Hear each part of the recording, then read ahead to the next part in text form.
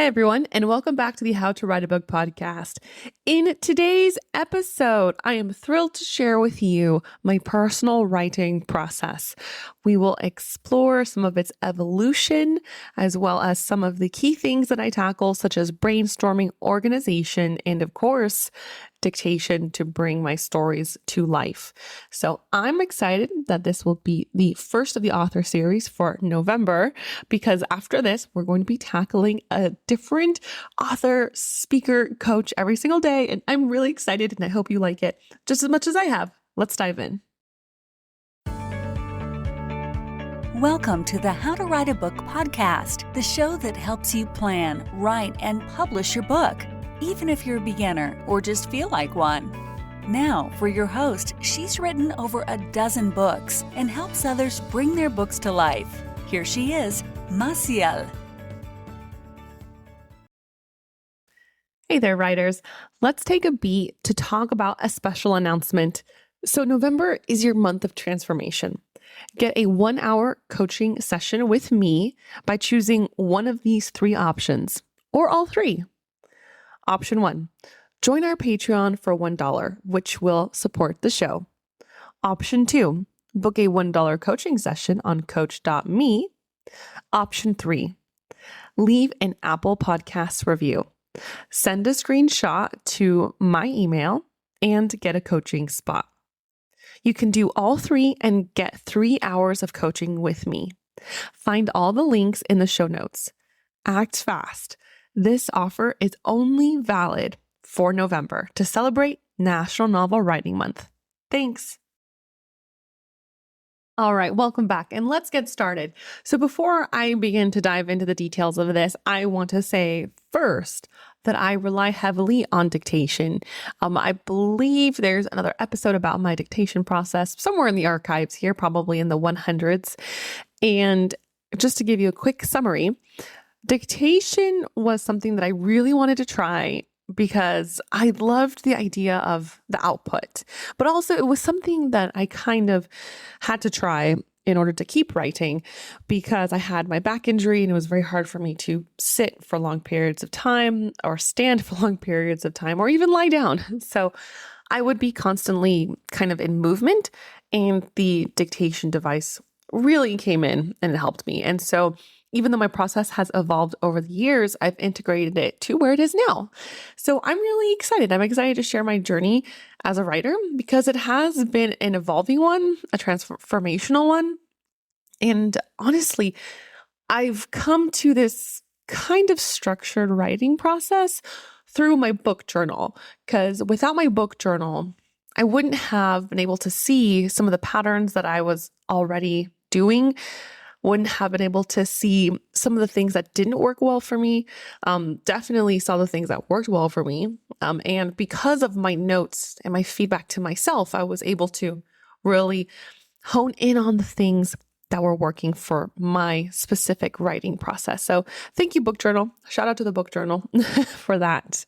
Which, speaking of, I'm currently re-editing that book. It's about to go to an editor, and I'm really excited because it's so far it's gotten some good feedback. Like somebody said that they had never come across that before, and it was very exciting and motivational. And I was like, okay, great, we're on the right track. So that's awesome. So when I first started writing, I think I spent most of my time really focused on, am I a plotter or am I a pantser? You know, should I outline or should I discovery write? And I think I realized that it kind of doesn't matter. It really doesn't matter. I know I'm going to break some hearts here. It's whatever process works to help you finish your book. That's the most important thing, is for you to finish your book. So I probably started my journey there, definitely dabbling here and there, some poems, poetry, short stories. And then I tried NaNoWriMo for the first time. And for several years, as some of my longtime listeners would know, so if you're a longtime listener, yay, thank you. You know that I actually started off very dedicated toward discovery writing into the dark. I followed Dean Wesley Smith's book. That's a very good book, very structured. And I was like, okay, this is my process. This is what I'm going to do. But unfortunately, and whether I was already this way or maybe I became this way over time. Who knows? Who really knows? I would have to like go back and watch my life and review in order to know what happened. But having to look at a book and be like, okay, now I'm going to wing it. It was very stressful for me. So at first I was gung-ho. That's how I wrote my first book. But after that, I just changed. I don't know what happened, but I suddenly felt a lot of anxiety. It was very hard for me to face a blank page. Now, this is like a part where if you might be dealing with something hard in your life that's outside of writing, this could be affecting your writing process. And, going back to my book journal, I realized that there was definitely a tie-in, right? So some of you know that I was going through a very difficult time in my life. A lot of events happened in a short period of time, and they were negatively impacting events, different people, myself included. And it really felt like one thing after another. Boom, boom, boom, boom, boom. And I'll give you a summary because maybe you can relate to this. So what happened in a very short span of time was, I got into that accident, right, which was the animal attack, and then got a spine injury. Then found out my parents were getting a divorce. My sister was getting a divorce. My boyfriend broke up with me. My dear uncle went to prison. And now I had quit my job because I'd been attacked and I was in severe pain. Did not know why. The doctors could not figure out what was wrong with me. I could barely walk.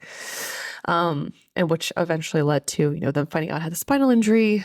I went to a wheelchair for a while, extreme pain, had people take me to the bathroom.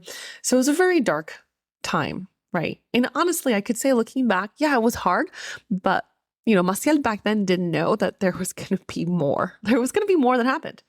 So going back to my book journal, there's this dark period that's happening. And at the same time, I'm still trying to pressure myself to write my book, right? Now, looking back, everyone, what I would actually tell myself, but, hey, it's too late now, is I would say, hey, Massiel, just sit down for a bit, just relax, and tell yourself that you're going to get back to your book in 3 months, 6 months. Now, I know she wouldn't have liked that. She would have been like, no, I need to write right now. I'm behind, and, I feel so much anxiety. And I'd been like, look you will serve no one by being in the mental state that you're in. You're going through a lot. There's a lot of things going on. You're physically in pain, you're emotionally in pain, and you need to take some time to really care for your mental health. That's the most important thing, because without that, everything else becomes tangled like a web, and it can't be untangled until you face it yourself, which can be hard. And sometimes you don't know what to do without perhaps a therapist, or maybe self-reflection or an amazing support group. But that's what I would have told her. I would have said, please take some time for yourself and come back to your writing later with the confidence that, yes, you will get to your writing later. And you know what she would have said? She would have said, tomorrow's not guaranteed. And I would have said, I understand that with the trauma that you've had. You definitely have lost a few people since then, and you feel like things are short. But if it's for you, it's for you. And it will be for you, and you can come back to it healthy and happy. I think that would have changed my process, because I think that looking back at my book journal again, the anxiety that I had, not just with, losing people in my life, but also physical pain and things like that, somehow those emotions mixed with writing. And so writing didn't become a pleasure anymore, didn't become a dream. It was something that was painful. It was like, whether the next worst thing is going to happen. When is the shoe going to drop? Everyone will think the worst of me. What's the worst that's going to happen? I'm a fraud. I'm this. And you see how the thoughts spiral, right? Because you're already not in a safe space mentally, and you go from 0 to 100 real quick, which I learned is catastrophizing thinking, right? Makes sense with, certain trauma that happens. So as that process continues, the wall of blockage becomes greater and greater, right? So what was once joyful in discovery writing has now become painful, because I can't face it the same way. It's different for me.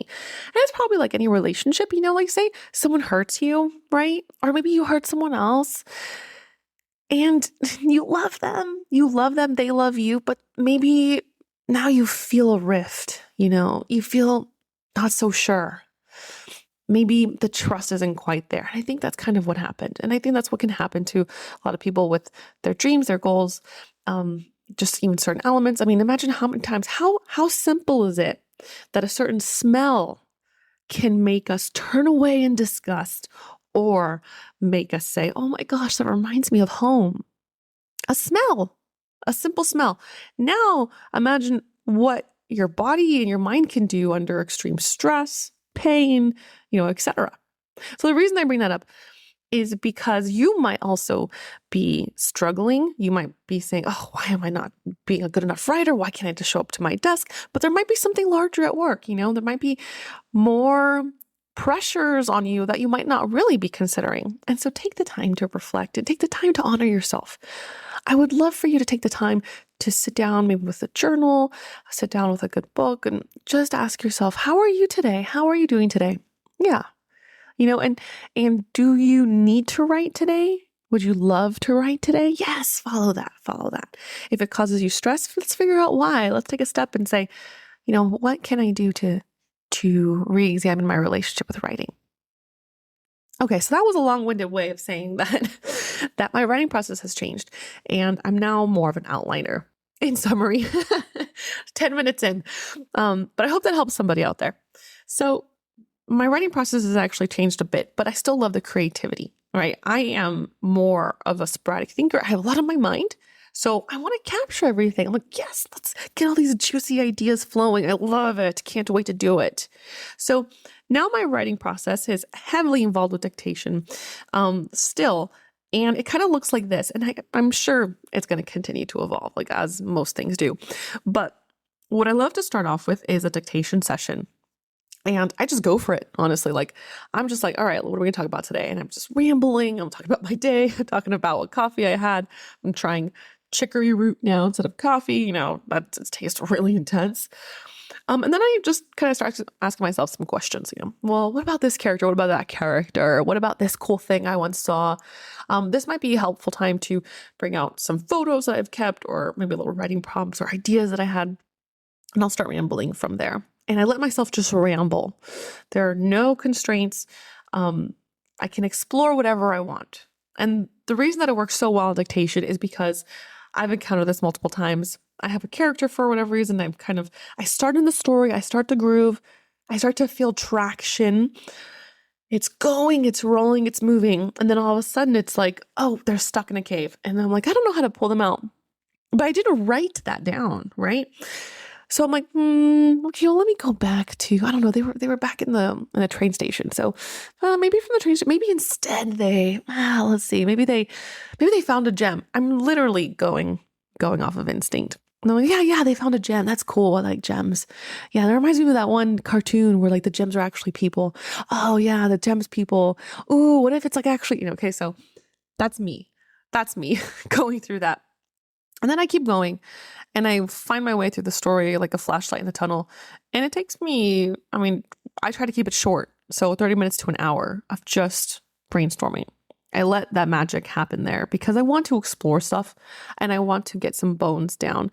After that's done, I send that to a transcriptionist. I don't push that through Dragon because my notes in that kind of phase are extremely sporadic. It's very hard for Dragon to pick it up. But a human transcriptionist can hear my inflections and they can hear where I'm pausing. So it's way easier for my notes when I get those back because it's what's easy for me. When I get the notes back from Dragon, I'm like, I don't know what half of this is. But when I get my notes back from a transcriptionist, much easier for me to see what I was thinking, some really good notes that I wanted to jot down. And because it was a very quick brainstorming session, cost-wise, it's really efficient. It's like an hour or less, which can be really helpful for, later plotting. So now that I have that framework, I pick it apart and I find things that I like. What things didn't work, what things definitely I would love to keep. And I start highlighting, literally cutting, and I start kind of reorganizing the story based on the structure. Now, during this time, I'm taking itty bitty baby steps because going back to, the trauma of the writing relationship now, and I'm healing that, I have to take it super small. So whether that's like formatting a couple of things here and there, or maybe just doing one sentence at a time, I'm trying to make baby steps, which has been helping a lot actually, because once I get that rolling, then I can gain more confidence to keep going, which has been awesome. So now that I have an organizational part, I start asking myself some questions. What do I feel is missing? I have a booklet of 100+ questions that I ask myself regarding characters, setting, arcs, just to make sure I'm like, am I actually addressing things, After that, I retweak what I see again, and then I have a pretty solid outline. And here's where I used to get really bogged down. I used to think to myself, oh my gosh, well, the outline's not perfect. I need to keep going. And now I don't do that. Now I send it to an alpha reader. Well, I have to keep it clean, make it clean, and then send it to an alpha reader. What I would like to do in the near future is I actually bought a software called Fictionary, and it's supposed to be a story analyzing software. Now I've bought it, but I haven't tried it. So once I actually try it, I'll do an episode on that. But it looks super neat, and I think this would be really cool just to get a first pass through, because apparently it reads your story and it can tell where the story beats are, and it can tell you where you need stuff. Actually, here's your story beat, here's this. So I'm like, this is awesome. So, okay, that goes to a reader. I get some feedback. Now I have an idea as to what I'm going for. So alpha reader first, because, it feels so much better to say, hey, I have this story and, I'm still writing it, still work in progress, needs a lot of work still, but would love to have some initial thoughts. And that's when that comes back, because I don't feel so much pressure. I do hire my alpha and beta readers. Some people they're like, oh, no, don't do that. But for me, I'm kind of I feel bad because, typically, you have a beta reader in the circles that I know. And if you have a beta reader, if they're doing it for free, either they really, really, really love you, which is nice, but their comments might be biased, or they're doing it in exchange for you to also beta read their work. And I don't have that kind of time, y'all. It's man, I can't commit to that. And also I kind of need a turnaround on this. So, with hiring alpha and beta readers, I know I'm getting it back within a certain amount of time, and I can plan for that. Okay. So then you do your initial notes, re-edit, and I actually dictate all my edits until I get to my final edits, because it's easier for me to rewrite an entire draft through dictation than it is to rewrite from the computer or to enter in edits. That's really difficult for me. Instead, it's so much easier for me to grab my dictation device, start from the beginning of the manuscript, and then go through and kind of work a la mode. I can read it like a script, but I can also jump out and say, I'm going to add this part. Oh, I'm going to reword this part. So much faster for me. After that, goes to another set of readers. Then we get those notes back and we can make those changes. And then we're kind of in a much better state. Now, I do encourage you to kind of put it aside for just a minute. And by a minute, I mean, maybe a couple of days. I know some people say put it away for a couple of months or weeks. I do not have that kind of patience. I'm like, nah, well, if I put it away for a couple of days and maybe binge watch a show or binge read a new series, the book is out of my mind. I have been consumed by another story. So I'm pretty fresh. And then we go back in and we'll send it to editors. So that's a good, that's probably the best chunk, because now I know that it has had a couple of reviews. So I'm trying to really aim for something that an editor can pick apart and it's quality for them. They're not just looking at, some very sloppy first timer mistakes that, the beta reader caught. They're actually looking into the things that need to be addressed, that should be addressed, that, can break the book. And I very much appreciate that. And then of course I always do a final pass of editing, for myself. And I used to just edit all on my own, but I realized going back to the relationship, the editing on my own was causing a blockage, because I would overthink and there'd be perfectionism. I'd be like, no, it's not good yet. It's not good yet. Or I'd give up altogether. I'd be like, you know what? F it, it's going out. I barely edited it. And that was a regret too. And the reason that it was a little bit different for me, because I always recommend new authors and writers to get editors. I'd approached differently because I have the background and the degree in English. So I was, thinking like, well, hey, it's me, it's be totally fine. But I realized that having those different perspectives are extremely important, even with somebody who has the degree to do it. Because I actually work as an editor, and now I realize that it's like, oh, okay, you really need to get somebody else to look at your work just for the sake of the set of eyes, even if you might even be a better editor than they are, which is not what I'm encouraging here, but you need the second set of eyes. It's important for your work. So I still do a final edit pass because I enjoy doing that and I like finding like little mistakes and stuff. And then we'll go into like cover design. So that is kind of the overall process of where I am today. It's now a mix of outlining, but also kind of growing manuscript. A little bit reflects the style of the snowflake method by Randy Ingermanson. But uses a lot of dictation because it helps me physically and it helps me to kind of just let things go. So hopefully that, process was something that could help you. And also, if it doesn't, just the inspiration, hopefully, of the first part, which is tackling any writing trauma, might be helpful for you as well. All right. Before we wrap out, I just want to remind you that it is November, which is National Novel Writing Month, and we are going to be having a daily episode with guest speakers and authors who will share their insights and tips to keep you motivated during this creative month. It's going to be an awesome journey. I loved it. I loved it so much. It was so great, y'all. I felt so inspired. Like I was like, gosh, I'm infused with all these people. It's amazing. So you're going to hear a lot of different people, a lot of different ideas from, planning, publishing, cover design, things like that, from motivational speakers to coaches to fiction writers. So join me in the How to Write a Book podcast. Make sure to subscribe so you can get the episodes daily. Also, don't forget to leave a review and enjoy the month ahead. You'll hear me in the middle of the month. But until then, I'm wishing you the best. Go get them, enjoy, and happy NaNoWriMo. And that's a wrap for today's episode of the How to Write a Book podcast. Thanks so much for tuning in, and I hope you enjoyed the conversation.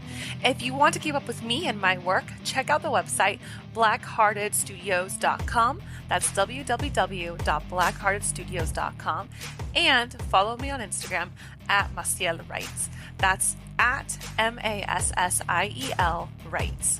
As a book coach and publisher, I'm passionate about helping aspiring authors bring their stories to life. So if you've been dreaming of writing a book and don't know where to start, head to my website and let's chat. You get a free 30 minutes on me. Thanks again for listening, and don't forget to subscribe and leave a review. I'll see you in the next episode. Thanks.